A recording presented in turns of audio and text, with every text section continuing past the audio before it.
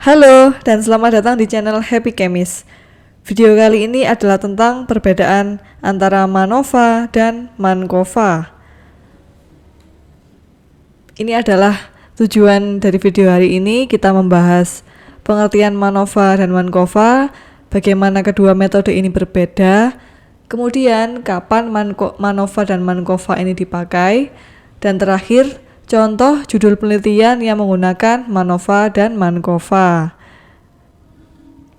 Baik, pertama mari kita definisikan kedua istilah ini. MANOVA, Multivariate Analysis of Variance, teknik statistik yang digunakan untuk menguji perbedaan rata-rata antara dua kelompok atau lebih pada beberapa variabel dependen. Sementara MANCOVA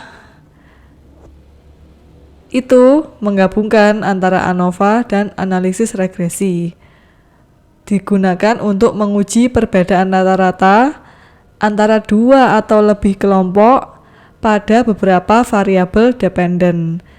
Nah, kan semuanya saya stabilo kuning, berarti dia punya kesamaan ya, sama-sama menguji perbedaan rata-rata dua atau lebih kelompok pada beberapa variabel dependen atau variabel terikat.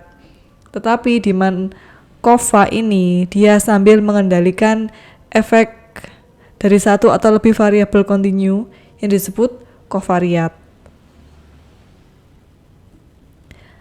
Pertanyaan selanjutnya adalah kapan menggunakan MANOVA atau MANCOVA?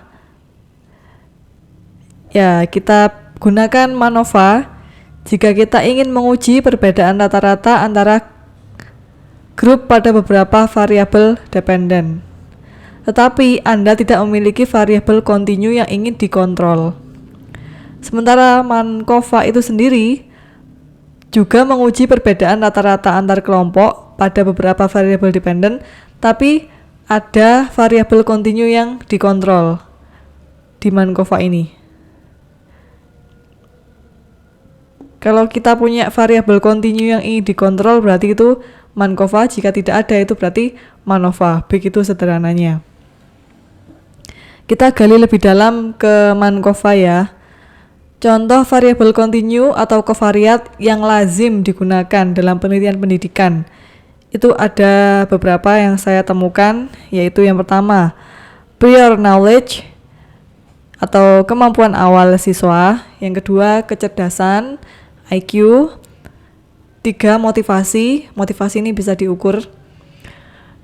Yang keempat, waktu belajar. Yang 5, kemampuan membaca. Kelima, contoh variabel ini itu kan bisa diukur. Dia merupakan variabel kontinu. Jika kita ingat kembali, variabel kontinu adalah variabel yang dapat mengambil nilai apapun dalam rentang tertentu. Prior knowledge ini kan nilainya bervariasi ya, ada rentangnya tertentu. Cerdasan, motivasi, ini bisa kita gunakan sebagai kovariat. Sekarang menuju contoh penelitian yang menggunakan MANOVA atau MANCOVA.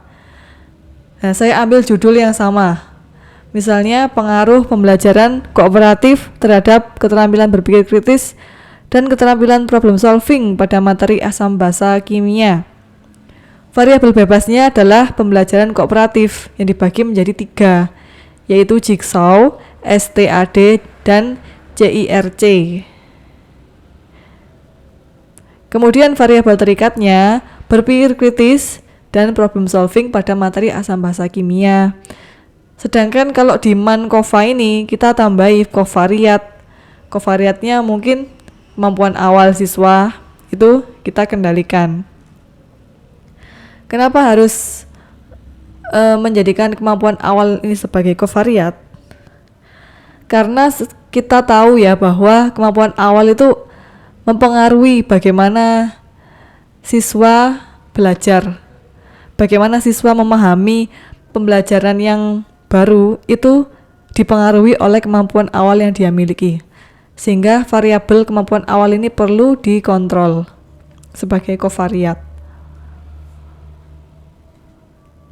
Nah, untuk bahan bacaan lebih lanjut, saudara dapat memeriksa pada kolom deskripsi. Ini ada kovariat, tentang kovariat yang pertama, yang kedua tentang MANOVA dan MANCOVA.